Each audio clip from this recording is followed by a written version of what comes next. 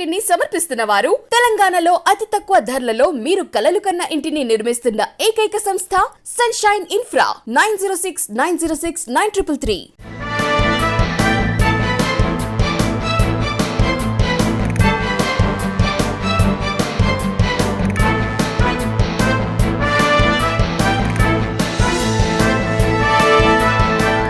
నమస్తే, welcome to V3 news. లక్ష్యం సమాజహితం. నేను తులసిరామ్. ముందుగా బులెటిన్ హెడ్లైన్స్. నర్సీపట్నంలో టీడీపీ శ్రేణుల కొవ్వొత్తుల ర్యాలీ. విద్యార్థి రమ్య హత్యను ఖండిస్తూ నిరసన.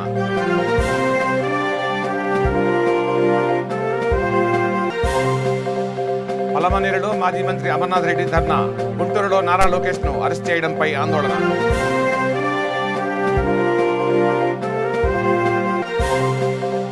చాగలమరిలో జగనన్న విద్యా కానుక పంపిణీ ప్రారంభించిన ఎమ్మెల్యే. సీఎం జగన్ పాఠశాలల రూపురేఖలు మార్చారని ప్రశంస. ఎంపీ విజయసాయిపై మాజీ ఎమ్మెల్యే తీవ్ర విమర్శలు. ఉత్తరాంధ్ర నుండి విజయసాయిని తరిమివేయాలన్న పల్లా శ్రీనివాసరావు. కర్నూలులో రైతులను కంటతడి పెట్టిస్తున్న ఉల్లి పంట. మార్కెట్ యార్డులో ఇంకా ప్రారంభం కాని కొనుగోళ్లు. ఇక డీటెయిల్స్లోకి వెళ్తే, నర్సీపట్నంలో దళిత విద్యార్థిని రమ్య మీద జరిగిన హత్యను పరామర్శించడానికి వెళ్లిన నారా లోకేష్ అక్రమ అరెస్టును ఖండిస్తూ టీడీపీ శ్రేణులు కొవ్వొత్తుల ర్యాలీ నిర్వహించారు. 25వ వార్డు కౌన్సిలర్ చింతకాయల రాజేష్ ఆధ్వర్యంలో ఓ దిశ నువ్వెక్కడంటూ మానవహారంగా ఏర్పడి నిరసన తెలిపారు. అనంతరం హంతకుడి దిష్టిబొమ్మను దగ్ధం చేశారు. టీడీపీ పట్టణ జనరల్ సెక్రటరీ గవిరెడ్డి వెంకటరమణ మాట్లాడుతూ, ఆఫ్ఘనిస్తాన్లో తాలిబాన్ల మన రాష్ట్రంలో పోలీసు వ్యవస్థ ఏర్పడిందన్నారు. రాష్ట్రంలో దిశా చట్టం అమలు కాకపోయినా మహిళా హోంమంత్రి సుచరిత 3 నిందితులకు ఉరిశిక్ష, 25 మంది నిందితులకు జీవిత కారాగార శిక్ష విధించామని చెప్పడం హాస్యాస్పదంగా ఉందన్నారు. ఈ రాష్ట్రంలో సీఎం సొంత చెల్లికే రక్షణ లేకపోతే సామాన్య మహిళల పరిస్థితి ఏంటని ప్రశ్నించారు. వెంటనే హంతకుడిని కఠినంగా శిక్షించాలని డిమాండ్ చేశారు.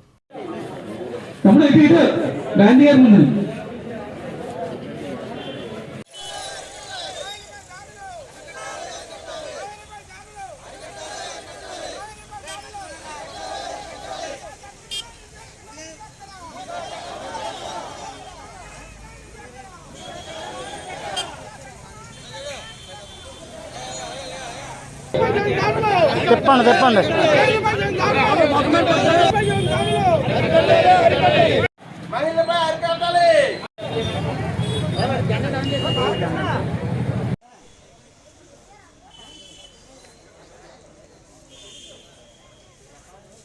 నమస్కారం అండి.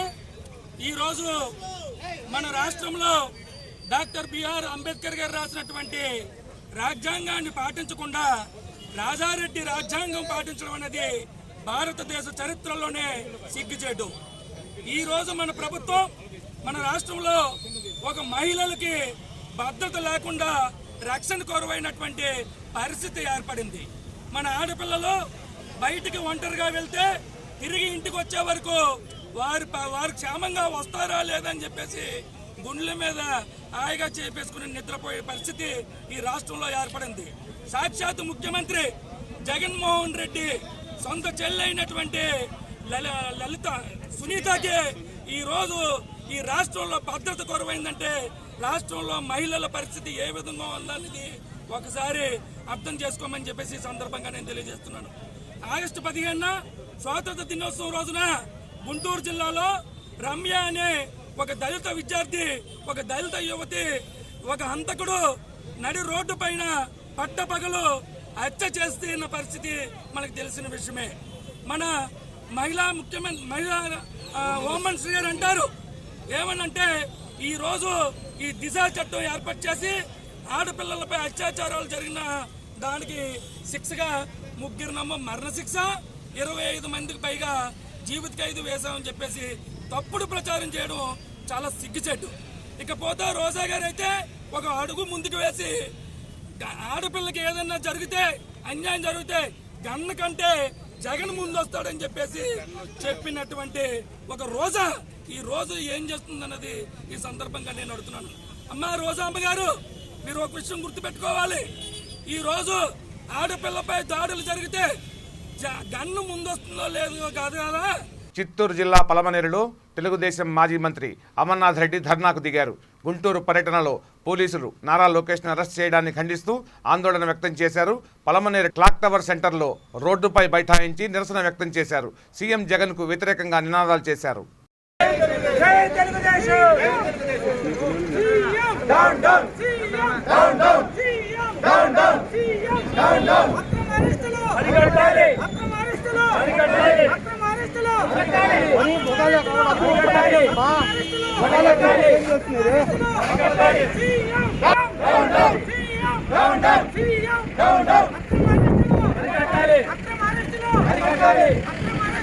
దళితులపై దాడులు, దళితులపై దాడులు, దళితులపై దాడులు, దళితులపై దాడులు, రెడ్డి గారి నాయకత్వం, జై తెలుగుదేశం, జై తెలుగుదేశం.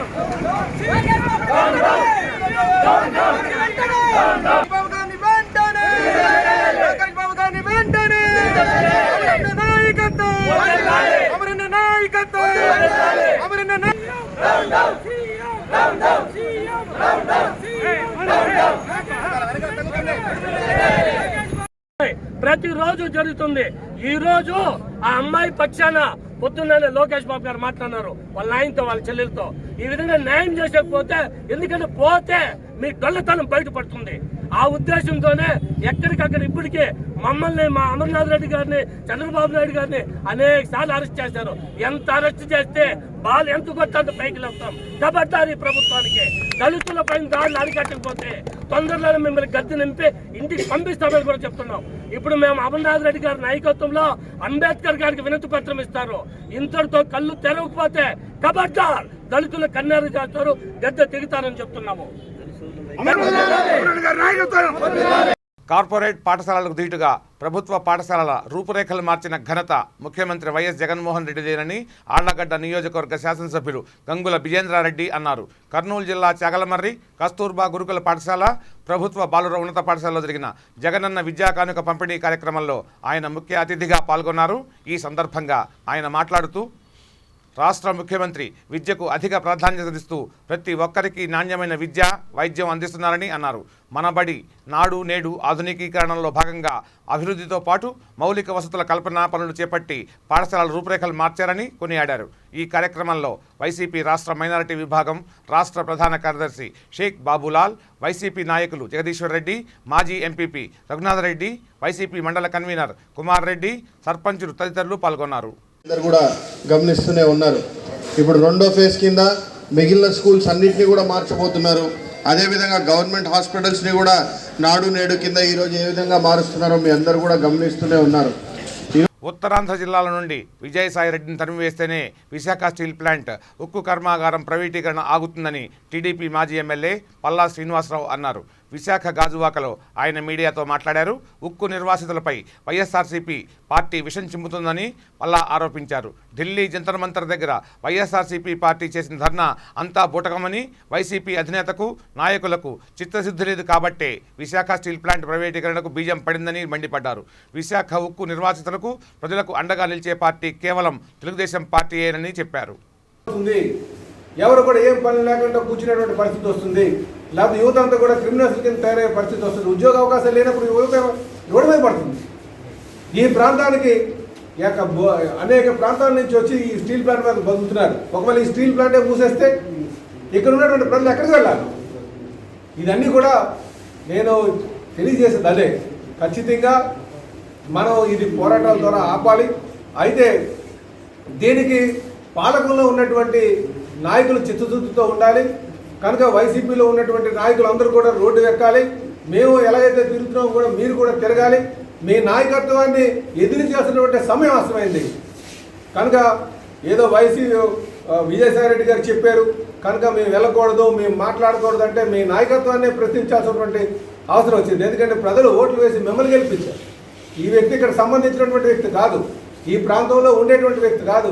భవిష్యత్తులో కూడా ఈ ప్రాంతంలో ఉంటాడు అనుకోవడానికి మాత్రం కూడా ఆస్కారం లేదు. కనుక ఇలాంటి వ్యక్తులు స్వార్థపూరితంతో ఎన్నో ఆలోచనలతో ఉన్నటువంటి వ్యక్తి మాటలు వింటే మీ నాయకత్వం పట్ల మీ ఏం కావాలని నేను ప్రశ్నిస్తున్నాను వైసీపీ నాయకులు. ఇప్పటికైనా సరే మీరు ముందుకు రండి, మీరు ప్రజల్లో రండి, భాగస్వాములు కండి, ఈ పోరాటంలో భాగస్వాములు కండి అని చెప్పేసి మేము వాళ్ళకి పిలుస్తాం. ఏది ఎలా ఉన్నప్పటికీ కూడా తెలుగుదేశం పార్టీ తరఫున నిర్వాసితుల పక్షాన మేము నిల్చొని కార్మికుల పక్షే మార్గం అని చెప్పేసి మీకు ఈ సందర్భంగా తెలియజేస్తాం. అలాగే ఈ పోరాటానికి విజయసాయిరెడ్డి గారితో పాటు ఆయన ఉత్తరాంధ్ర కనుక ఆయన సంబోధిస్తాం, కానీ ముఖ్యమంత్రి గారు కూడా ముందుండాలి. ముందెందుకు ఉండాలంటే గతంలో ఉన్నటువంటి ముఖ్యమంత్రులు అందరూ కూడా ముందుండి పోరాటం చేశారు. మీరెందుకు చేయట్లేదు? మీకున్నటువంటి ఆలోచనలు ఏంటి? దీనికి సమాధానం చెప్పాలి. అలాగే మరి ఢిల్లీలో జరిగినటువంటి విషయంలో మరి కార్మిక నాయకులందరూ కూడా ఈయన ప్రైవేటైజ్ అయిపోతుంది, మనం కోర్టుకు వెళ్ళి పోరాటం చేద్దామంటే మరి ఇప్పుడు ఉన్నటువంటి కార్మిక నాయకులు ఒకరు కూడా మాట్లాడలే. నిమ్మకు నీరెత్తినట్టు కూర్చున్నారు. ఎందుకు మీరు భయపడుతున్నారు? కార్మిక నాయకులు, స్టీల్ ప్లాంట్ కార్మిక నాయకులు అడుగుతాను, మీరు ఈ వ్యక్తిని చూసి ఎందుకు భయపడుతున్నారు? మీరు దీనికి సమాధానం చెప్పాలి. మీరు ముందు ధైర్యంగా ఉండండి, మేము ఖచ్చితంగా మీకు సపోర్ట్గా ఉంటాం. మనం కలిసికట్టుగా పోరాటం చేద్దాం. ఈ స్వార్థ ప్రయోజనాలు ద్వంద్వ వైఖరితో ఉన్నటువంటి వైసీపీ వాళ్ళందరినీ కూడా మనం ఎండగడదాం. మనం ఖచ్చితంగా ఈ ప్లాంట్ కాపాడదామని చెప్పేసి ఈ సందర్భంగా తెలియజేస్తూ మేము మా పోరాటం నిరంతరం ఉంటుంది. స్టీల్ ప్లాంట్ ప్రైవేట్ పరం కాకుండా పబ్లిక్ సెక్టార్లో కొనసాగించే వరకు కూడా మా ప్రజలతో అలుపెరగిన పోరాటం చేస్తామని చెప్పేసి అటు నిర్వాసితుల పక్షాన, ఇటు కార్మికుల పక్షాన, ఇక్కడ దాని మీద లబ్ధి పొంది ఉంటున్నటువంటి ప్రతి ఒక్కరి పక్షాన కూడా మేము నించొని పోరాటం చేస్తామని చెప్పి ఈ సందర్భంగా తెలియజేస్తాం. కర్నూలు మార్కెట్ యార్డులో ఉల్లి అమ్మకాలు నిలుపు చేసి నేటికి 8 రోజులు అవుతోంది. వ్యాపారస్తులు, మార్కెట్ యార్డు అధికారుల నడుమ ఉల్లి రైతులు గిలగిలలాడాల్సిన పరిస్థితి ఏర్పడింది. రాష్ట్ర వ్యాప్తంగా ఈనాం ద్వారా కొనుగోలు జరుగుతుందని, ఇక్కడ కూడా ఆ పద్ధతిని కొనసాగించాలని రైతులు కోరుతున్నారు. అధికారులు, వ్యాపారుల కారణంగా ఉల్లి రైతులు తీవ్ర నష్టాలకు గురవుతున్నారు. చేతికొచ్చిన పంటను అమ్ముకోలేక కంటతడి పెడుతున్నారు. రైతులు ఎన్నిసార్లు విన్నవించినా అధికారులు స్పందించడం లేదు. హమాలీలకు పనిలేక పస్తులుండాల్సిన పరిస్థితి ఏర్పడింది. మార్కెట్ యార్డ్ అధికారుల తీరును ఖండిస్తూ ఏపీ రైతు సంఘం, సిఐటియు కార్మిక సంఘాల ఆధ్వర్యంలో ఆందోళనకు దిగారు. ఉల్లి పంటను ప్రభుత్వమే కొనుగోలు చేయాలని డిమాండ్ చేశారు. జిల్లా కలెక్టర్ వెంటనే జోక్యం చేసుకుని సమస్య పరిష్కరించాలని రైతులు కోరుతున్నారు. నిలిచిపోయిన ఉల్లి కొనుగోళ్లను వెంటనే ప్రారంభించాలి. నిలిచిపోయిన ఉల్లి కొనుగోళ్లను వెంటనే ప్రారంభించాలి. నిలిచిపోయిన ఉల్లి కొనుగోళ్లను వెంటనే ఆదుకోవాలి. కరోనా కష్టాల్లో ఉండే కార్మికులను, రైతులను ఆదుకోవాలి. కరోనా కష్టాల్లో ఉండే రైతులను, కార్మికులను. సిఐటియు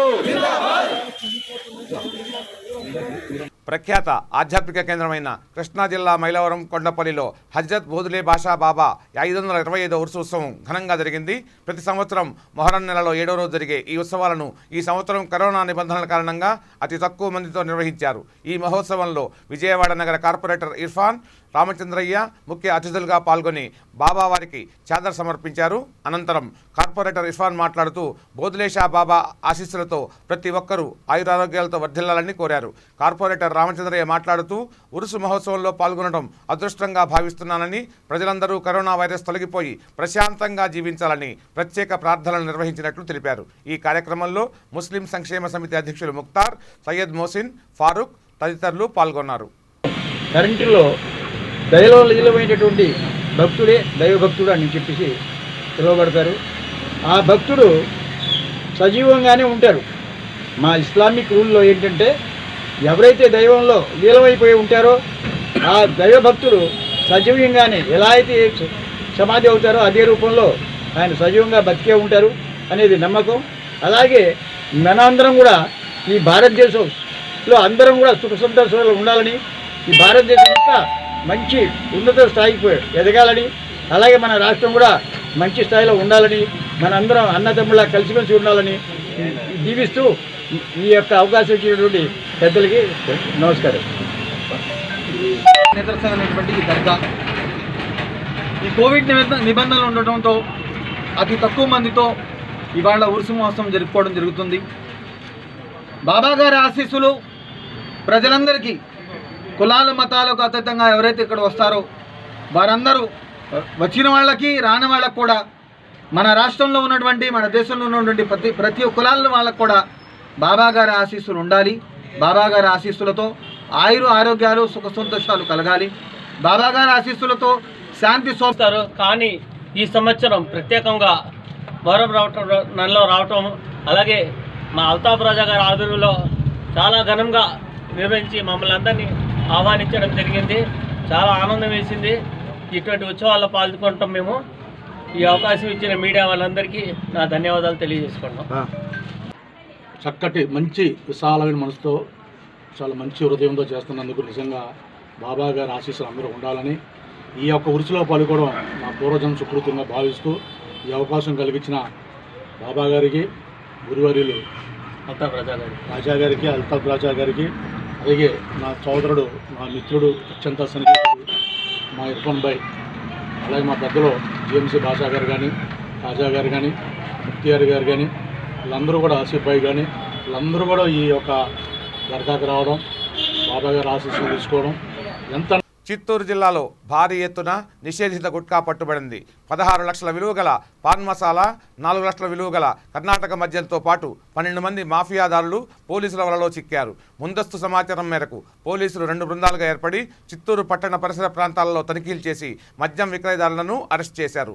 ఇందుకు సంబంధించిన పూర్తి వివరాలను సిఐ నరసింహరాజు మీడియాకు వివరించారు. చిత్తూరు పరిసర ప్రాంతాల్లో రహస్యంగా అమ్ముతూ అక్రమంగా సంపాదిస్తున్న వారిపై పోలీసులు దాడి చేసి నిందితులను అరెస్టు చేసినట్లు వెల్లడించారు. అక్రమంగా మద్యం తరలించిన, నిషేధిత గుట్కా విక్రయాలు జరిపిన కఠిన చర్యలు తీసుకుంటామని సిఐ హెచ్చరించారు.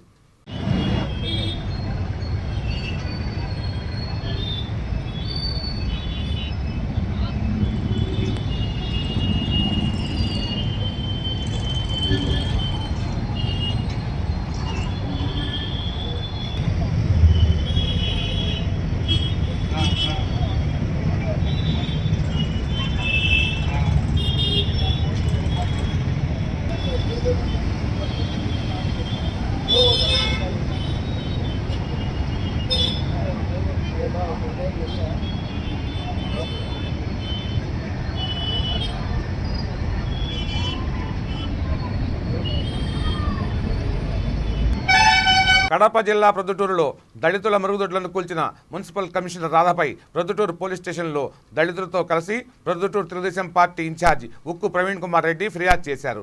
దళితవాడలో మహిళల సామూహిక మరుగుదొడ్డిని కూల్చివేసిన మున్సిపల్ కమిషనర్పై ఆయన నిప్పులు చెరిగారు. కేవలం అధికార పార్టీ నాయకులు చెప్పినట్లు చేస్తూ దళితులపై జులుం చెలాయించిన కమిషనర్పై పోలీసులకు ఫిర్యాదు చేశామని, కేసు నమోదు చేసి అరెస్టు చేయకపోతే కోర్టును, మానవ హక్కుల సంఘాన్ని, ఎస్సీ/ఎస్టీ కమిషన్ను ఆశ్రయిస్తామని ప్రవీణ్ కుమార్ చెప్పారు. గతంలో ఆ స్థలాన్ని మున్సిపాలిటీ స్థలంగా అధికారులు ధృవీకరించారని, మున్సిపాలిటీ ఆధ్వర్యంలో మరుగుదొడ్లు కట్టించారని, అయితే ఇప్పుడు కమిషనర్ రాధారెడ్డి అది ప్రైవేట్ స్థలం అంటూ కూల్చివేయడం అమానుషమని ఆగ్రహం వ్యక్తం చేశారు. దళితుల పట్ల చిన్నచూపు తగదని అన్నారు. తన సొంత నిధులతో తిరిగి పునర్నిర్మిస్తామని, దళితుల సమస్యల పట్ల అండగా ఉండి పోరాడతామని చెప్పారు. దళితులంటే మీకు ఏమన్నా అసహ్యమా? దళితులంటే మీకు నచ్చదా? మీరు అగ్రవర్ణాల వాళ్ళని చెప్పేసి దళితులు ఏడ కూర్చున్నా నాదేం పోతాందిలే అని చెప్పేసి నియంతలాగా నిర్ణయమా? 24 గంటలు ఆపలేరా? ప్రజాప్రతినిధులు కానీ, రాజకీయ నాయకులు కానీ, గవర్నమెంట్ అధికారులు కానీ, మున్సిపల్ కమిషనర్గా మీరు కానీ ప్రజల మాట వినరా? ప్రజల ఇబ్బందిని గుర్తించరా? ప్రైవేట్ స్థలం అయితే టెండర్లు పిలిచిందని మీరు చెప్తున్నారు ఈరోజు అది ప్రైవేట్ స్థలం అని.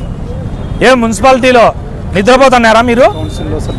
కౌన్సిల్లో దాన్ని పెట్టి మున్సిపాలిటీ అధికారులు 2006లో వర్క్ ఆర్డర్ ఇచ్చినారు. ఆ తీర్మానం ఉంది. అవన్నీ మీరు చూడలేదా?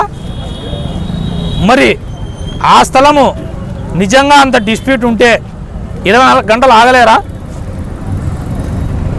ఎవరి మెహర్బానీ కోసం, ఎవరి దగ్గర మీరు మార్కులు కొట్టాలని మీ అరాచకం ఏంది? మీ దౌర్జన్యం ఏంది? దళితులనేనా వాళ్ళు? చెప్పండి మీరు. మరి ఆ రోజు ఏఈగా ఉన్న వ్యక్తి ఈరోజు డిఈగా ఉన్నాడు. అబీద్ గారు ఈరోజు డిగా ఉన్నాడు. ఆయన ఎగ్జిక్యూట్ చేసినాడు. మరి ఆయన సస్పెండ్ చేసినారా? ఆ రోజు కట్టే అధికారులపైన మీరు చర్యలకు రెఫర్ చేసినారా? కేవలం పేదవాళ్ళని. అసలు ఆ సందుల్లోకి వస్తే మీరు ఒక మున్సిపల్ కమిషనర్గా మీరు మాట్లాడతారు, ఇక్కడ దుర్గంధంగా ఉంది, ఇక్కడ పరిస్థితి ఉందని. యాజ్ ఎ కమిషనర్గా you have to feel shame. అది మీకు షేమ్. అధికారంలో ఉన్న కమిషనర్గా మీకు అది అవమానం. కమిషనర్గా మీరు ఎందుకు శుభ్రంగా పెట్టలేకపోయినారు? కేవలం దళితవాడని మీరు పట్టించుకోలే. బాధేస్తుంది ఈరోజు.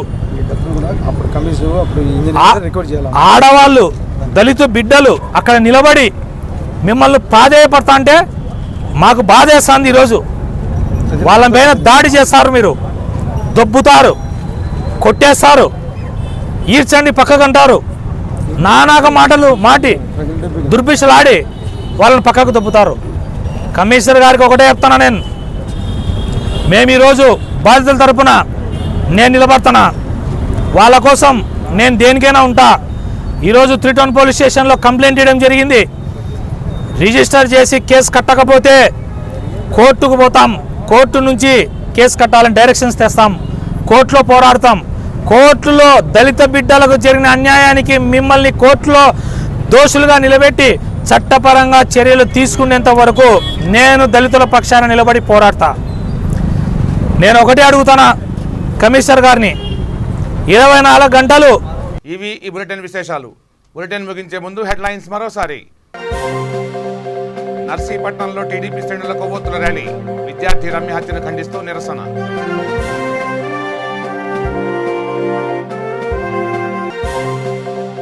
పలమనేరులో మాజీ మంత్రి అమర్నాథ్ రెడ్డి ధర్నా, గుంటూరులో నారా లోకేష్ ను అరెస్ట్ చేయడంపై ఆందోళన.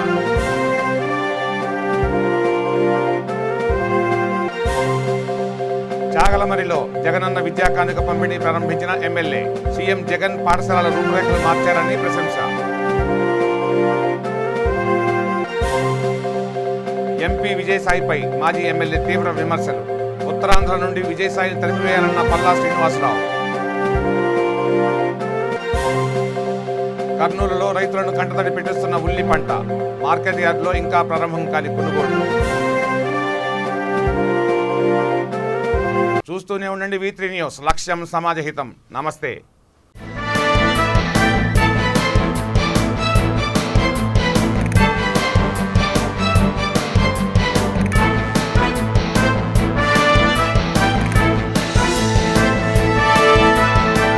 ఈ బులెటిన్ ని సమర్పిస్తున్న వారు తెలంగాణలో అతి తక్కువ ధరలలో మీరు కలలు కన్న ఇంటిని నిర్మిస్తున్న ఏకైక సంస్థ సన్షైన్ ఇన్ఫ్రా 9069069333.